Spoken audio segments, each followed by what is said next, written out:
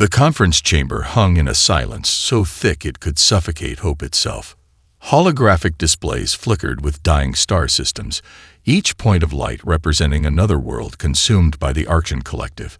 Delegates from 12 different civilizations sat around a circular table, their body languages speaking volumes of despair that words could not capture. Ambassador Zara of the Crystalline Resonance shifted uncomfortably, her translucent form casting prismatic reflections across the metallic walls. To her left, the Silicon Confederacy's representative, a being composed of intricate geometric patterns, remained motionless, a statue of technological desperation.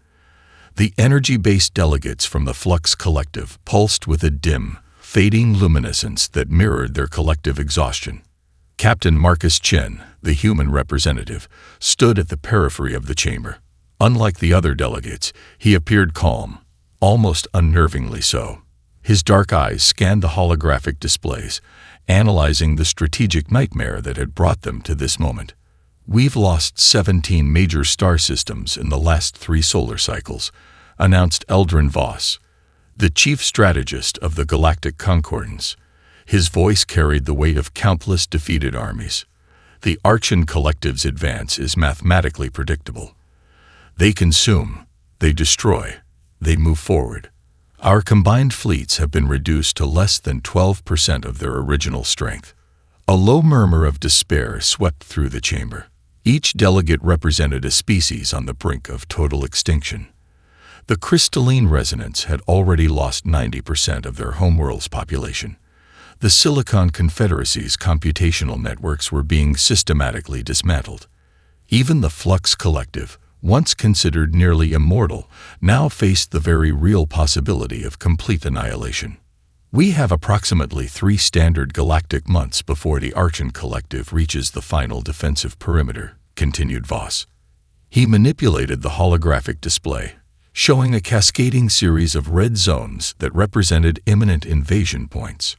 "Our strategic models show a 99.87% probability of total systemic collapse." Ambassador Zara's crystalline form flickered with what could only be described as emotional distress. "We've explored every possible strategic intervention," she said, her voice a melodic resonance that seemed to vibrate with frustration.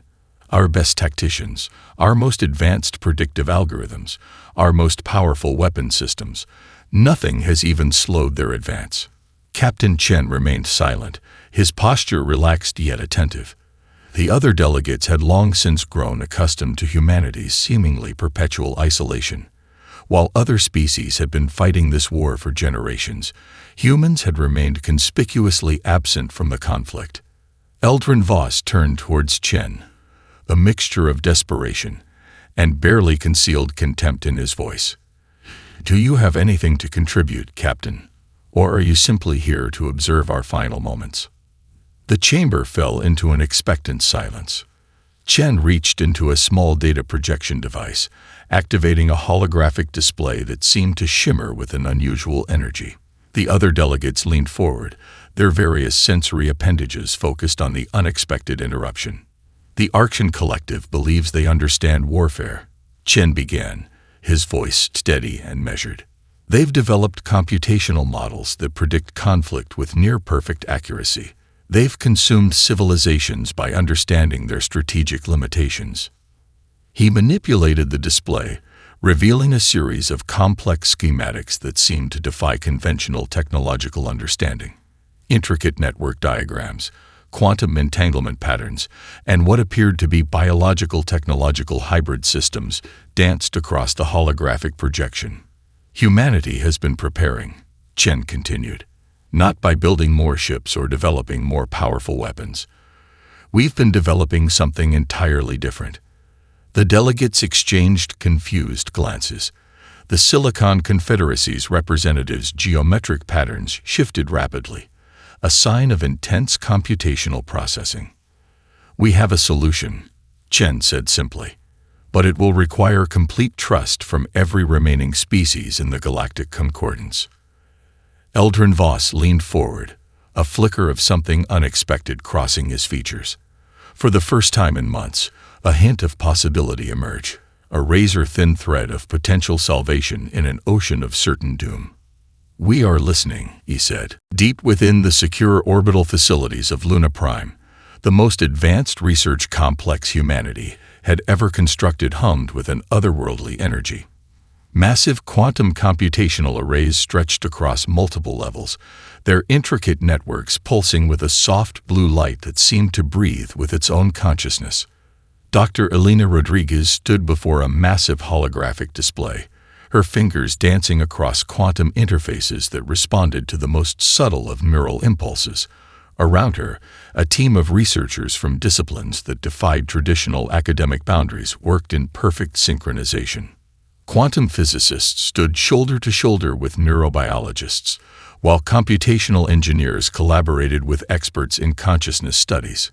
The project had been decades in the making, a secret so profound that even most human governments remained unaware of its true potential. What had begun as experimental research into neural networks and quantum computing had evolved into something far more revolutionary. Synaptic resonance at 97.3%, announced Dr. Marcus Wong, the lead neural interface specialist. His voice carried a mixture of excitement and scientific caution. "The quantum entanglement protocols are holding stable." Rodriguez nodded, her eyes never leaving the holographic representation of what could only be described as a living machine. It wasn't a ship in any traditional sense. It was a hybrid organism, part technological marvel, part biological entity. The display showed intricate neural pathways that seemed to shift and adapt in real time, creating complex patterns that no existing computational system could predict. The key wasn't just creating an advanced spacecraft, Rodriguez explained to a young researcher standing nearby. The breakthrough was understanding that technology and consciousness are not separate. They're a continuum. The prototype before them defied every known principle of spacecraft design. Its exterior appeared to be composed of a material that was simultaneously solid and fluid, capable of changing its molecular structure in milliseconds. Sensors embedded throughout its structure weren't just collecting data, they were interpreting, learning, and adapting. In the observation room, a group of veteran space explorers watched the development with a mixture of skepticism and wonder. Captain James Howard, a veteran of multiple deep space missions, leaned closer to the glass. "It's not just a ship," he muttered. "It's alive." The neural link technology represented humanity's most closely guarded secret. Traditional artificial intelligence had always been limited by its inability to truly understand context, emotion, and intuition. This new approach didn't create an artificial intelligence. It created a symbiotic intelligence that bridged human consciousness with advanced technological systems. "Quantum stability test initiating," Dr. Wong announced. The holographic display erupted with a complex series of geometric patterns, each representing a potential computational pathway. Where traditional systems would follow preset algorithms, this prototype seemed to generate entirely new problem-solving approaches in real time. Rodriguez understood the true revolutionary nature of their work. The Arkan Collective had conquered countless civilizations by understanding their technological limitations.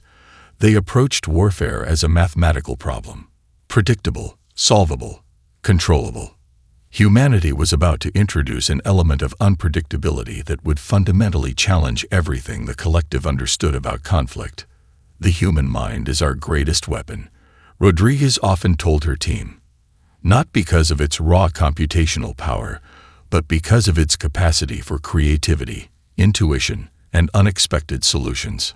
The prototype's neural interface began to stabilize. What appeared on the display was nothing short of miraculous. A living system that could process combat scenarios, strategic interventions, and potential outcomes faster than any known technological system. But more importantly, it could learn, adapt, and generate entirely new strategies in milliseconds. Captain Howard approached Rodriguez, his weathered face a map of decades of space exploration. "How confident are you?" he asked simply.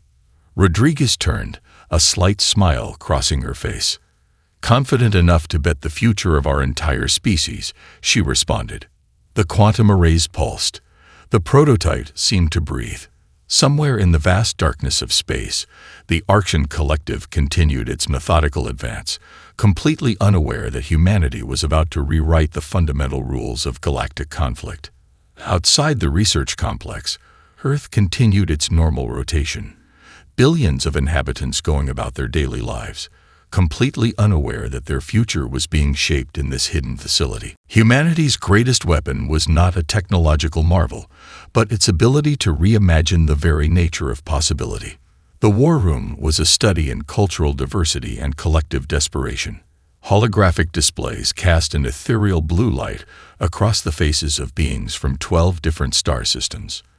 Each representative carried the weight of their entire civilization, species on the brink of total extinction, their last hope resting on an increasingly improbable strategy. Admiral Elena Reyes stood at the center of the room, her presentation materials floating in a complex three-dimensional display.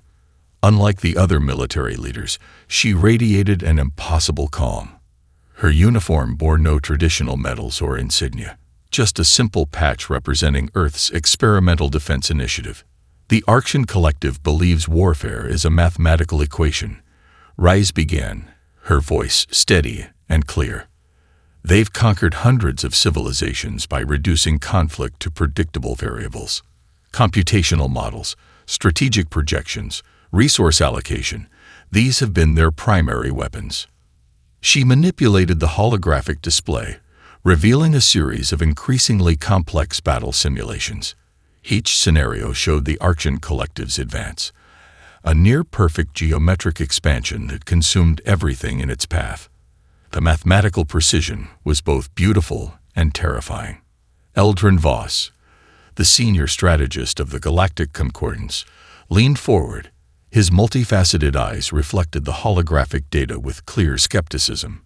Your proposed strike zone has a success probability of 0.013%, he stated flatly. It's not a strategy. It's collective suicide. The room fell silent. The representatives from the remaining free species exchanged glances. The crystalline resonance delegate's translucent form flickered with nervous energy. The Silicon Confederacy's representative processed the data at near-light speeds, finding no viable alternative. Reyes remained unfazed. Precisely, she said simply. A murmur of confusion swept through the room. Dr. Marcus Wong, who had been part of the neural link development team, stepped forward. The Archean Collective's greatest weakness is their absolute belief in predictability, he explained. Our strategy doesn't just challenge their computational models, it renders them completely irrelevant. The holographic display shifted, revealing a complex network of potential attack vectors. Where traditional military strategies would show linear paths of attack, this projection looked more like a three-dimensional fractal, unpredictable, adaptive, almost organic in its complexity. We're not going to win by being stronger, Reyes continued. We're going to win by being fundamentally incomprehensible. Ambassador Zara of the Crystalline Resonance raised a translucent appendage. Explain, she requested, her crystalline voice resonating with a mixture of desperation and curiosity. Reyes zoomed in on a specific section of the strategic projection. What appeared to be a suicide mission was actually a multi-layered intervention that defied traditional military logic. Each potential movement was designed not just to attack, but to fundamentally disrupt the Archean Collective's computational understanding of warfare. Our neural-linked dreadnoughts are more than weapons, Dr. Wong explained. They're living strategic systems. Where traditional AI follows preset algorithms, our ships can generate entirely new problem-solving approaches in real time. They don't just react. They anticipate, they learn, they transform. The Silicon Confederacy's representatives' geometric patterns began to shift rapidly, a sign of intense computational processing. For the first time, something resembling excitement emerged in the room. Eldrin Voss pulled up his own computational models, comparing them against Reyes' projection. His expression changed subtly, from absolute certainty of failure to a flicker of potential. The mathematical models suggest this is impossible, he muttered. Reyes allowed herself a slight smile. Mathematics is just another language, she responded. "And we're about to speak a dialect they've never heard before." The strategic projection continued to dance, a complex ballet of potential interventions that seemed to defy the very laws of military engagement. Each potential path was not just a route of attack, but a complete reimagining of how conflict could be understood. Outside the war room, the galaxy continued its slow rotation. Billions of lives hung in the balance. The Archean Collective continued its methodical advance, completely unaware that humanity was preparing to introduce a fundamental disruption to everything they understood about warfare. "We're not just fighting a war," Rise said softly, her eyes scanning the room. "We're rewriting the entire concept of conflict."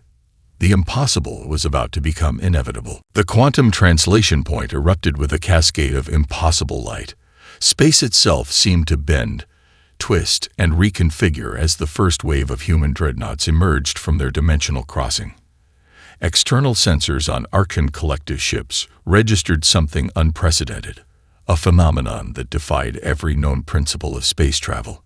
Commander Sarah Chen sat in the neural interface chamber of the lead dreadnought. It wasn't accurate to say she was piloting the ship. The term suggested separation between operator and machine. Here, the boundary between human consciousness and technological system had completely dissolved.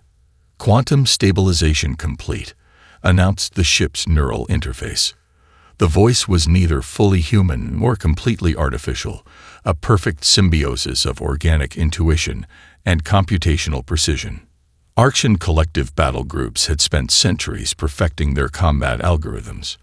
They approached warfare with mathematical certainty, each engagement a carefully calculated equation of resource allocation, strategic positioning, and predictive modeling. Their ships were technological marvels, biomechanical systems that could process combat scenarios faster than most species could comprehend. But they had never encountered anything like these human dreadnoughts. The first Archean patrol group detected the incoming vessels. Massive computational arrays began processing potential engagement scenarios. Predictive models calculated approach vectors, potential weapon systems, defensive capabilities. Thousands of potential strategies were evaluated and discarded in microseconds. And then everything went wrong. The human dreadnoughts didn't follow any known pattern of spatial engagement.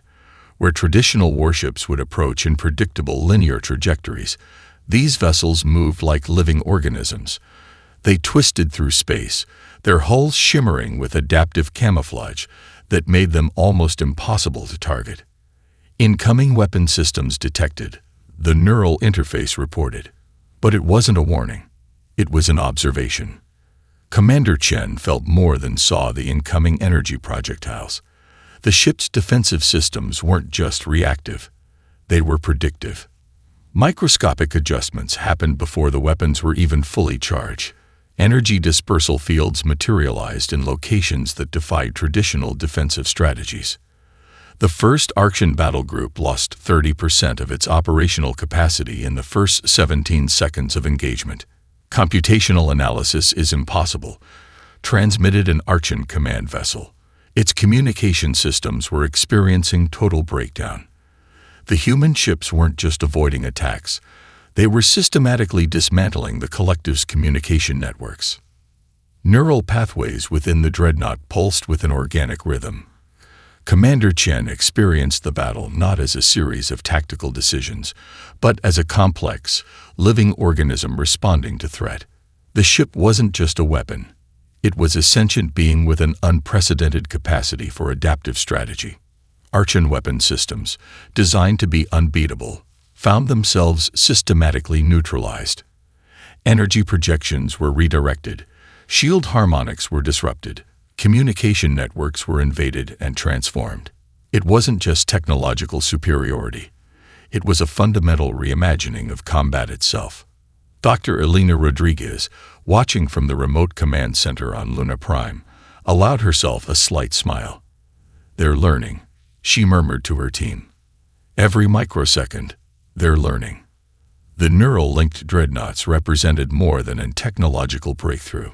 They were living proof of humanity's most fundamental strength, the capacity to adapt, to transform, to see beyond existing limitations.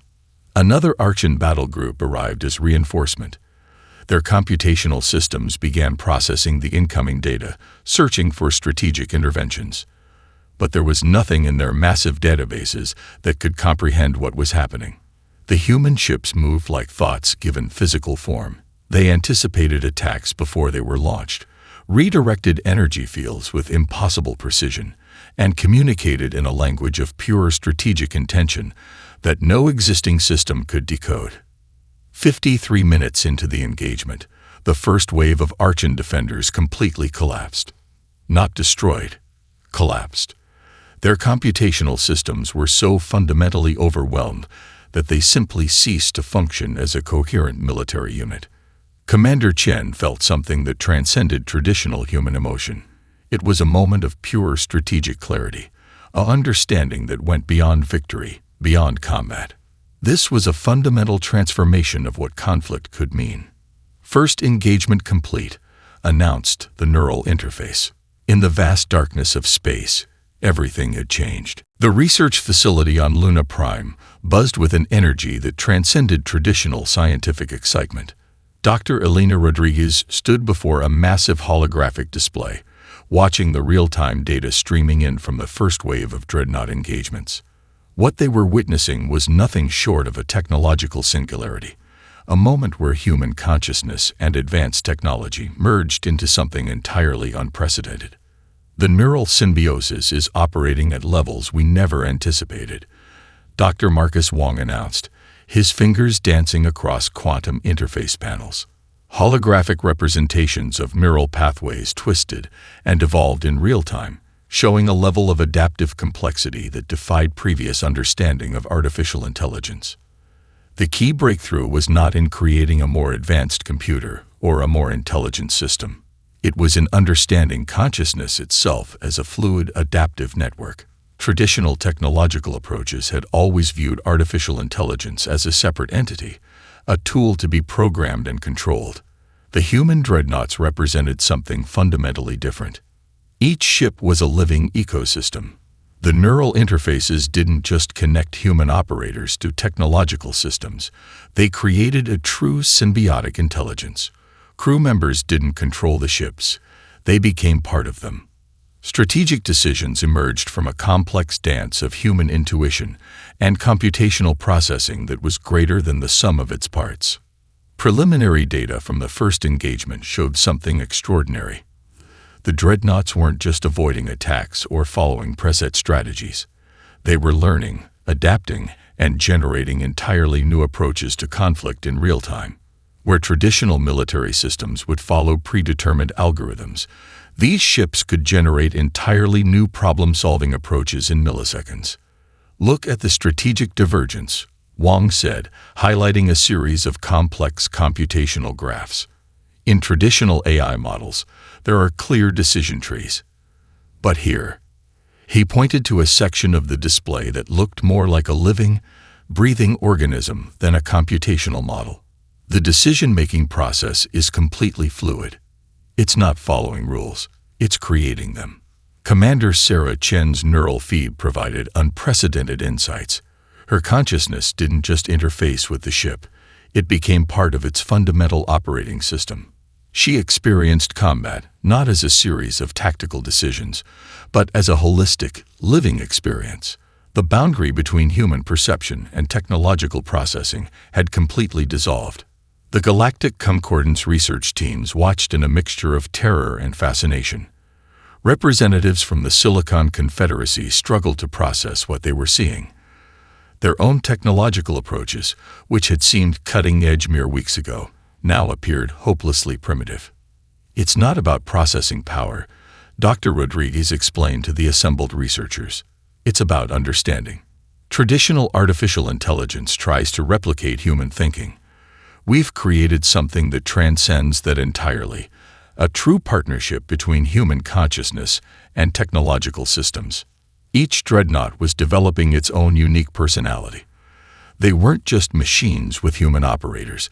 They were living entities that grew, learned, and adapted with each moment of existence. The neural interfaces captured not just tactical information, but emotional nuance, intuitive leaps, and creative problem-solving approaches that no computational system had ever achieved. The Archean Collective's fundamental weakness was their belief in predictability. They approached warfare as a mathematical problem, something that could be solved through pure computational processing. Humanity had introduced a fundamental variable that made their entire strategic approach obsolete. Dr. Wong pulled up a comparative analysis of the first engagement. "Look at the strategic divergence," he said, excitement breaking through his professional demeanor. In a traditional military engagement, you'd see clear lines of attack, predictable defensive maneuvers. But here, the holographic display showed a combat scenario that looked more like a living, breathing organism than a traditional battle. "We're not just changing how we fight," Dr. Rodriguez murmured, more to herself than to anyone else. "We're changing the fundamental nature of conflict itself." The neural pathways on the display continued to evolve, twist, and transform. Each moment brought new insights, new possibilities. The human dreadnoughts were more than technological marvels. They were living proof of humanity's most fundamental strength, the capacity to reimagine the very nature of possibility. In the vast darkness of space, something extraordinary was taking shape. A new understanding of consciousness, of technology, of what it meant to be alive was emerging, one quantum moment at a time. The war room fell silent as the first psychological analysis of the human dreadnought engagement arrived. Admiral Elena Reyes stood before a holographic display that pulsed with complex data streams, revealing something far more profound than a typical military report. Dr. Marcus Wong from the Neural Interface Research Team stepped forward, his presentation challenging everything the Galactic Concordance understood about conflict. "Warfare is not about destruction," he began. "It's about communication. And humanity has just introduced an entirely new language of conflict." The holographic display showed how the human dreadnoughts were doing something unprecedented. They weren't simply destroying Archean collective assets. They were systematically dismantling the psychological infrastructure of the entire military system. Where traditional combat focused on physical destruction, these ships operated on a multidimensional psychological level. Commander Sarah Chen's neural feed provided unprecedented insights. Her consciousness, integrated deeply with the ship's systems, experienced combat as a complex form of communication.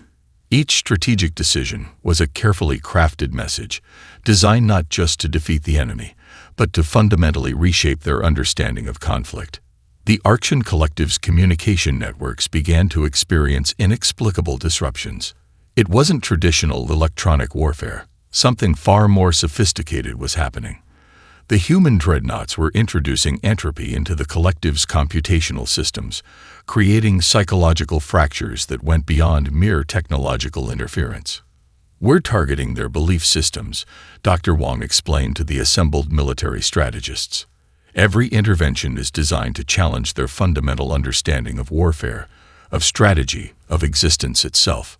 Archean battle groups found themselves facing scenarios that defied every computational model. In their extensive databases, ships would find their communication networks subtly altered, their strategic projections undermined by interventions that seemed to emerge from impossible angles. It was psychological warfare taken to its most advanced form. Ambassador Zara of the Crystalline Resonance leaned forward, her translucent form flickering with intense interest. "Explain," she requested, her crystalline voice resonating with a mixture of fascination and concern. Reyes pulled up a series of tactical projections that looked more like complex neural networks than traditional battle plans. "The Archean Collective believes warfare is a mathematical equation," she said. "We're proving it's a living, breathing conversation." Each dreadnought developed its own unique approach to psychological intervention. Some would systematically expose vulnerabilities in the collective's communication networks. Others would generate complex strategic scenarios that seemed to emerge from impossible dimensions of thought. The ships weren't just fighting. They were communicating in a language of pure strategic intention. The psychological impact was immediate and profound. Archean battle groups began to experience something unprecedented: doubt. Their computational systems, which had always operated with absolute certainty, now found themselves encountering scenarios that challenged their most fundamental operational principles. Dr. Wang's research revealed the true genius of the approach. Traditional electronic warfare tries to disrupt systems, he explained. We're disrupting their entire conceptual understanding of conflict. Each intervention is designed to introduce a fundamental uncertainty that spreads like a cognitive virus. Preliminary reports showed Archean military units experiencing what could only be described as a form of collective psychological breakdown. Ships would suddenly disengage from combat, their communication networks experiencing cascading failures that went beyond traditional technological interference. We're not just fighting. Commander Chen's neural feed transmitted. We're having a conversation that the Archean collective doesn't even realize is happening. The war room watched in a mixture of terror and fascination.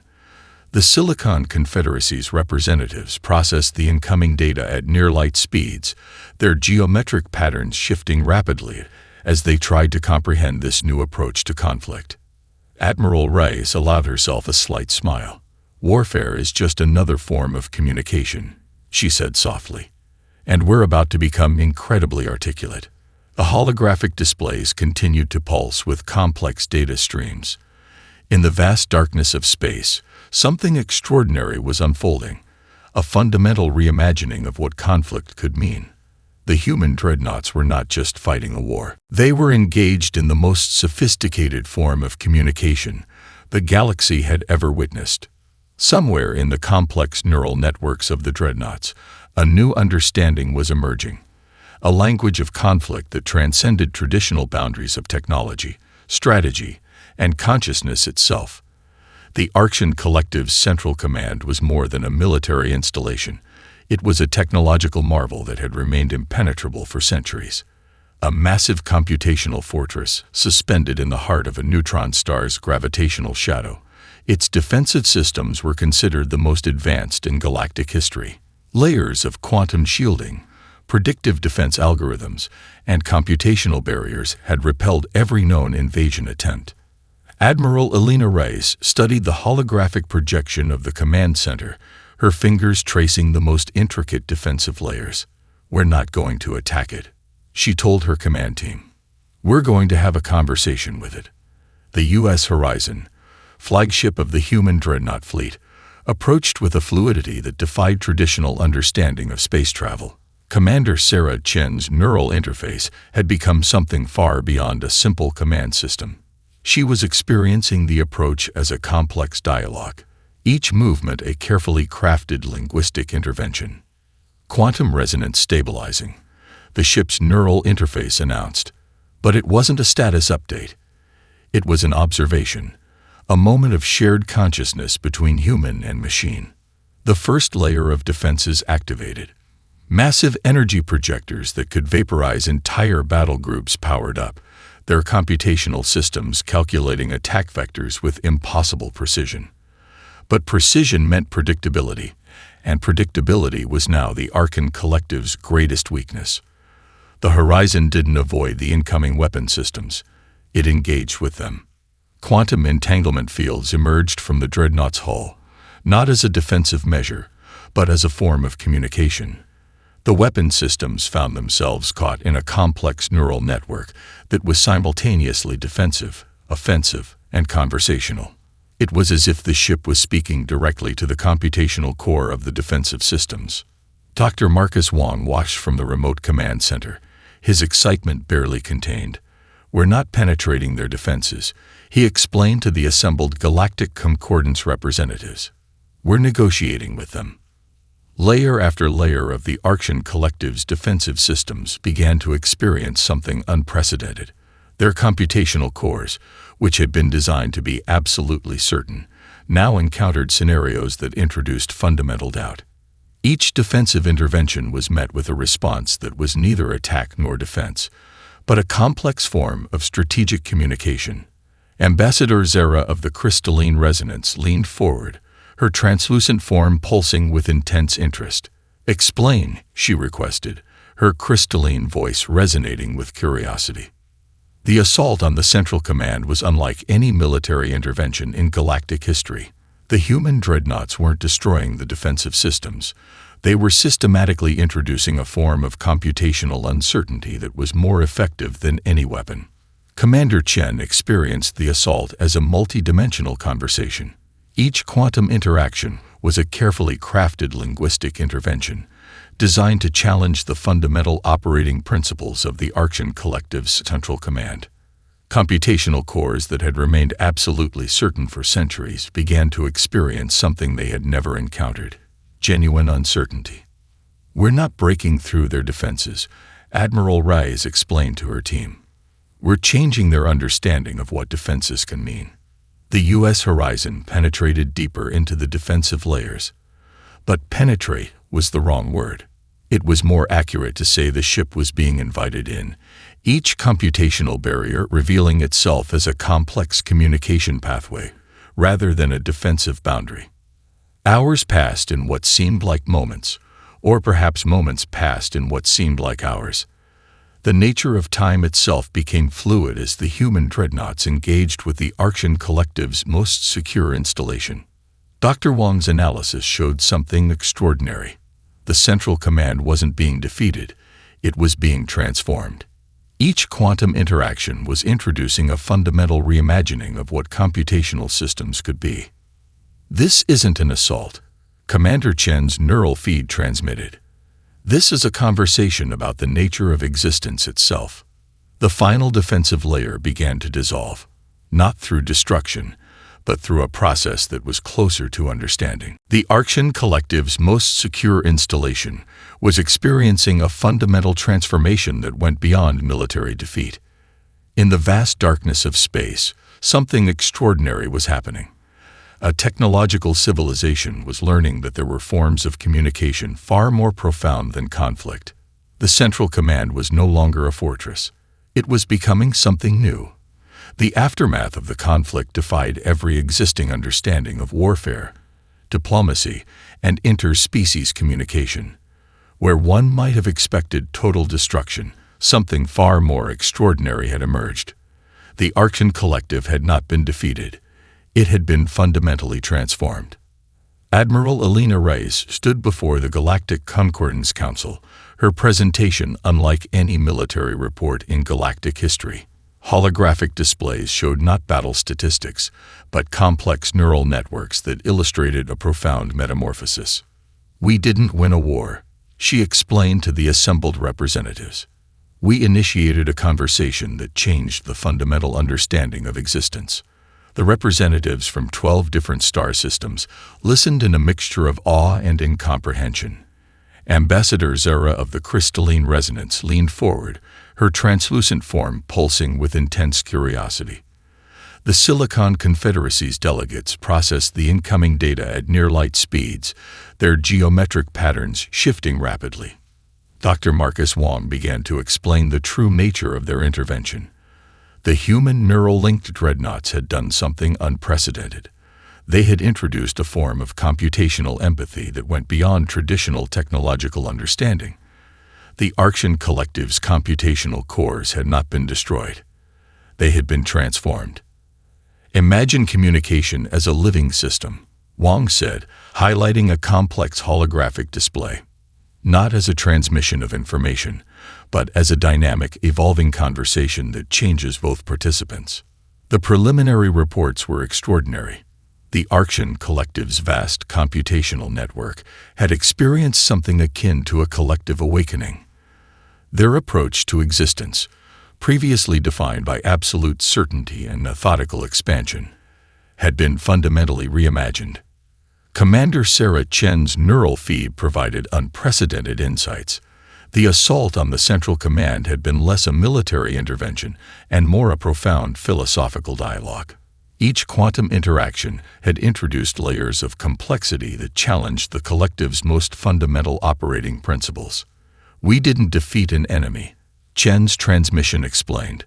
"We helped them discover a new way of understanding themselves." The galactic political landscape had been completely transformed.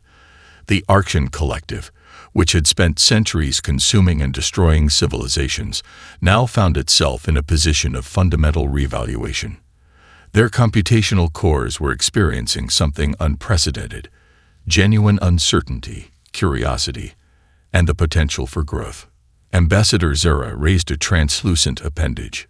"Explain the long-term implications," she requested, her crystalline voice resonating with a mixture of hope and caution. Dr. Wong pulled up a series of projections that looked more like living neural networks than traditional strategic models. "We've introduced a fundamental variable into their computational understanding," he explained. "Empathy as a form of strategic processing." The human approach had been revolutionary. Instead of seeking to destroy the Arcan collective, they had sought to communicate with it.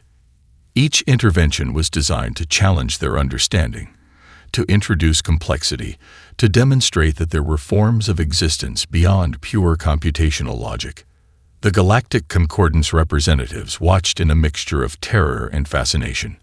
What had begun as a desperate defensive action had transformed into something far more profound: a reimagining of interspecies communication.